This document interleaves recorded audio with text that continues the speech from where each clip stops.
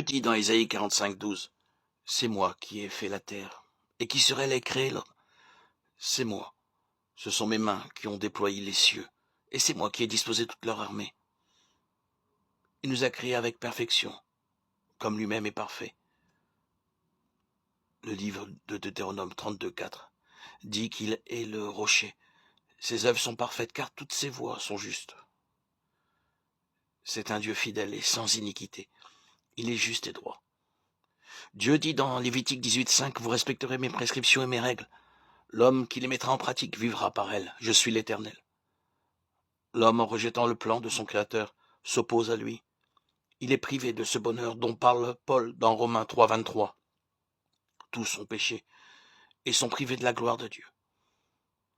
Nos douleurs et souffrances ne viennent certainement pas de Dieu qui nous aime, mais de nous-mêmes.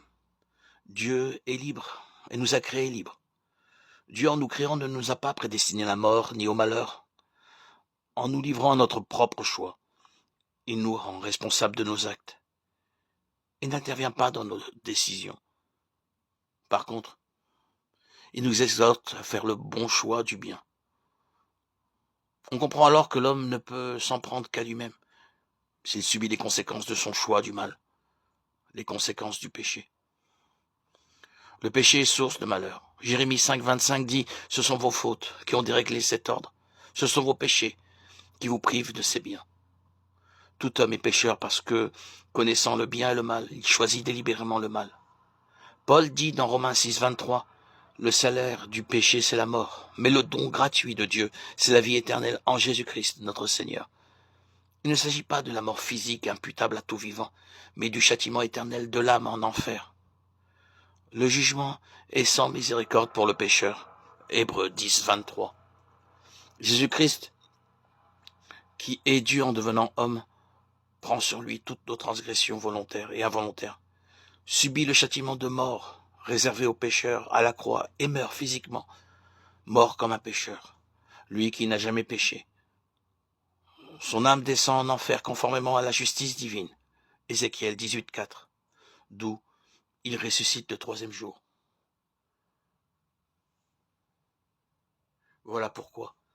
C'est par la foi en son nom, Jésus-Christ de Nazareth, que tout homme, quelle que soit sa race, sa religion, son éducation, sa croyance, sa culture, reçoit le pardon de ses péchés, selon ce que disent l'Écriture sainte dans Éphésiens 1:7. En lui, par son sang, nous sommes rachetés, pardonnés de nos fautes, conformément à la richesse de sa grâce. C'est par la foi en Jésus-Christ que l'homme pécheur échappe au châtiment éternel de l'enfer. C'est une grâce, une manifestation de l'amour de notre Père à notre égard. Connaissant ces vérités, abandonnez le mal sous toutes ses formes et purifiez-vous de toute souillure. Convertissez-vous à la justice du royaume des cieux pour vivre désormais dans l'espérance du salut de notre âme par la foi en Jésus-Christ. Jean 14:6. Jésus lui dit, « C'est moi qui suis le chemin, la vérité et la vie. On ne vient au Père qu'en passant par moi. » Aimons Jésus-Christ et servons-le, lui seul. Quand l'homme pécheur meurt, il est jugé et condamné au tourment de l'enfer. Sur la terre, s'il accepte Jésus-Christ comme son Seigneur et Sauveur personnel et se convertit à vivre sans péché. Ézéchiel 18, versets 20-21. Il est alors sauvé.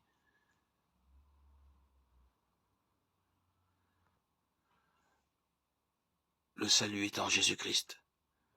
Il est notre passeport pour accéder au royaume.